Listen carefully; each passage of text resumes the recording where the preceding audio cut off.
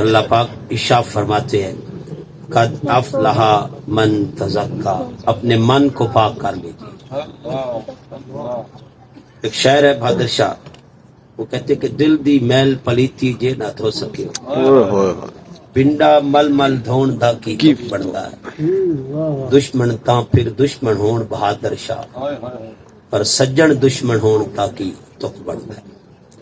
قد افلح من تزکا، ایک حدیث کے الفاظ ہیں، امام مسلم نے اس بات کو روایت کیا ہے کہ آقا رحمت صلی اللہ علیہ وآلہ وسلم ارشاد فرماتے ہیں کہ اللہ تمہاری صورتیں نہیں دیکھتا، نہ ہی تمہارے مال سے غرض ہے، صورت وہ خود عطا کرنے والا ہے۔ جس نے ماں کے رحم میں ہمیں صورت دی، اس کو صورت سے کیا غرض ہے؟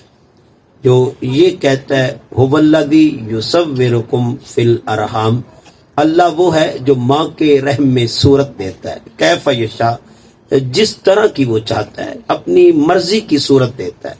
صورتوں سے بھی غرض نہیں ہے، نہ تمہارے مال سے غرض ہے، تمہارے مال کی طرف بھی تیرا رب نہیں دیکھتا جو خود مال عطا کرنے والا ہے۔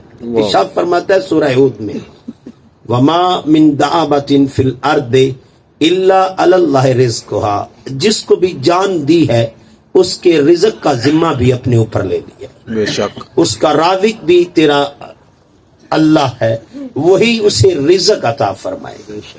تو دوستان گرامی قدر ذہنشین کر لے تو رزق کی طرف بھی نہیں دیکھتا، مالدار نہیں دیکھتا کتنا پیسے والا ہے، وہ مال نہیں دیکھتا، نہ ہی تمہاری صورت دیکھتا ہے، صورت بھی خود دینے والا ہے اور مال بھی خود عطا کرنے والا ہے۔ وہ جب بھی دیکھتا ہے تمہارا دل دیکھتا ہے اور تمہارے اعمال کی طرف دیکھتا ہے۔ اب دل صاف نہیں تو دوستان گرامی قدر کیے ہوئے اعمال بھی ضائع ہو جائیں گے۔ ایک حدیث کے الفاظ ہیں، آقا رحمت صلی اللہ علیہ وآلہ وسلم ارشاد فرماتے ہیں انما الاعمال بالنیات، اعمال کا دار و مدار نیتوں پر ہوتا ہے۔ عمل اچھا بھی ہو، نیت ٹھیک نہ ہو تو عمل ضائع ہو جاتا ہے۔ اب عمل کا تعلق دل سے ہے۔ آقا جانی صلی اللہ علیہ وآلہ وسلم ارشاد فرماتے ہیں یہ گوشت پوست کا یہ جو وجود ہے، اس میں ایک لوتھڑا ہے جسے دل کہا جاتا ہے، اگر وہ ٹھیک ہو تو سارا وجود ہی ٹھیک ہوتا ہے، اور اگر وہ خراب ہو جائے تو سارے وجود کو ہی خراب کر دیتا ہے۔ آؤ صاحب، اللہ یہی ارشاد فرما رہے ہیں قد افلح من تزکا، اپنے من کو پاک کر لیجیے۔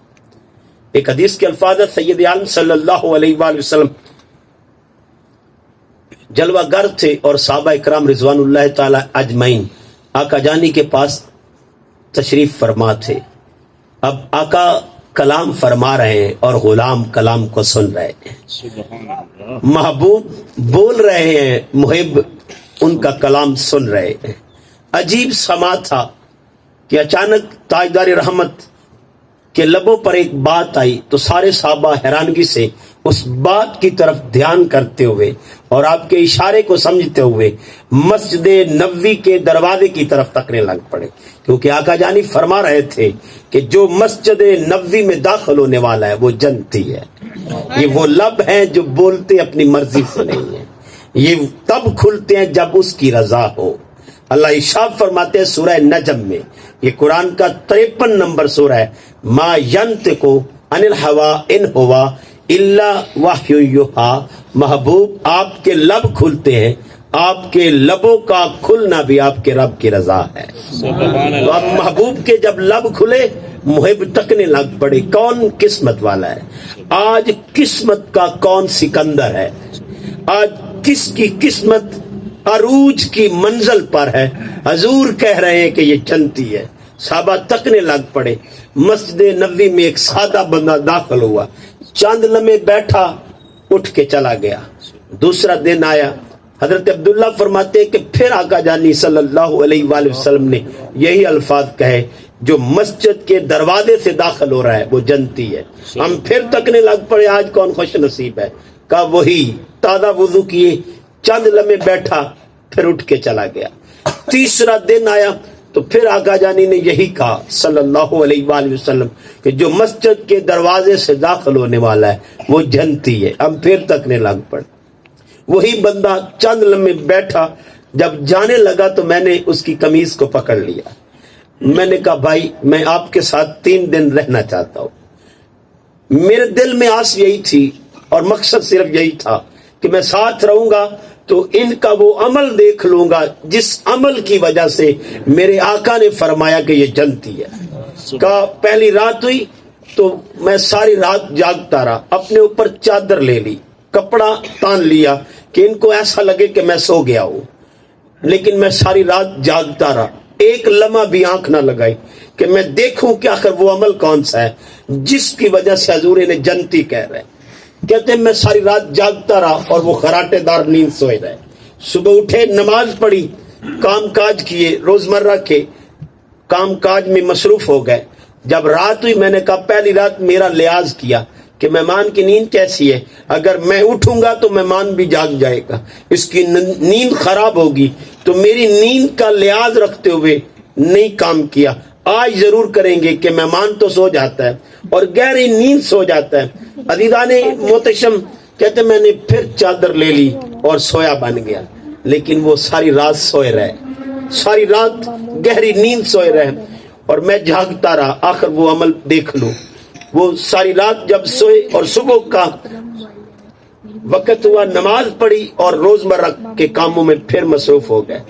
تیسری رات آئی تو تیسری رات میں نے کہا 2 دن میرا لحاظ کیا تھا, اب تو انہیں خبر ہوگی پکی کہ میں تو جاگتا ہی نہیں, میں تو ساری رات گہری نیند سو جاتا ہوں. کہا تیسری رات بھی جاگتا رہا اور یہی تکتا رہا کہ آخر وہ عمل کون سا ہے جس کی وجہ سے زبان اطہر نے کہا تھا کہ یہ جنتی ہے.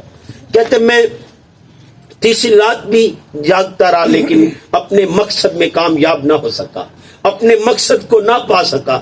تو میں صبح کا سورج جب طلوع ہوا تو میں نے کہا بھائی مقصد تو صرف یہ تھا, آخر وہ عمل کون سا ہے جس کی وجہ سے آقا نے کہا تھا کہ یہ جنتی ہے.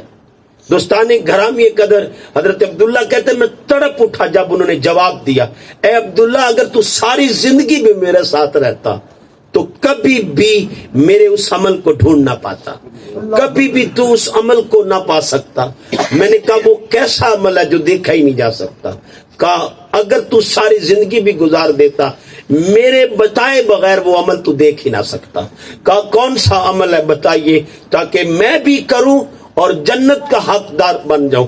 حضرت عبداللہ فرماتے ہیں انہوں نے مجھے جواب دیا, اے عبداللہ یہ وجود میں جو لوتھڑا ہے جس کو دل کہتے ہیں وہ دل مومن کے بغض سے پاک ہے. تو دوستان گرامی قدر جس کا دل مومن کے بغض سے پاک ہو, میرے آقا فرماتے ہیں وہی بندہ جنتی ہے.